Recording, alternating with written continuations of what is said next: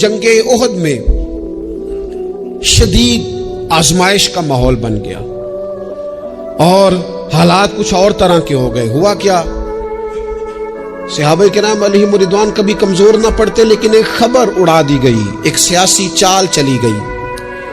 جس طرح کا طریقہ ہوتا ہے نا مایوسی پھیلانے کا، وہ طریقہ استعمال کیا گیا. کہا گیا معاذ اللہ ثم معاذ اللہ، حضور کو شہید کر دیا گیا. اب امت جانتی ہے کہ صحابہ کی کتنی جذباتی وابستگی ہے نبی پاک کے ساتھ. کل کائنات امت کے پاس اگر ہے تو وہ رسول پاک کی ذات ہے، اور اگر حضور کو شہید کر دیا گیا ہے، سرور کائنات کا وصال ہو گیا ہے، تو پھر پیچھے کیا بچا؟ طبیعتیں پریشان ہو گئیں، رو رو کے نڈھال ہو گئے.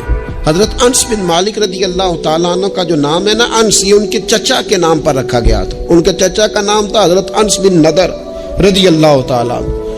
وہ نہ نکلے میدان احد میں جب پوری طرح لوگ پریشان تھے، نڈھال تھے، تکلیف میں تھے، کمزور پڑے ہوئے.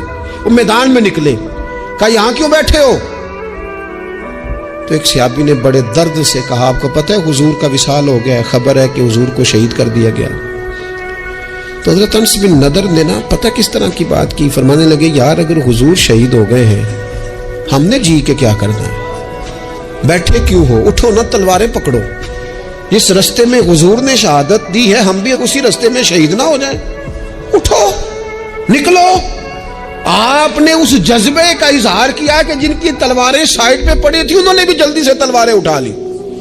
اللہ اکبر کہہ کے میدان میں کودے، اور ان کے لفظوں میں اتنی طاقت تھی کہ جان پڑ گئی. صحابہ کہتے ہیں مجمع میں حضرت انس بن نضر کہنے لگے ادھر آؤ، ادھر دوڑ کے آؤ، مجھے تو وہ دیکھو احد پہاڑ کے اندر سے جنت کی خوشبو آ بھی رہی ہے، وہ دیکھو چند قدموں پہ جنت ہے، دیکھو.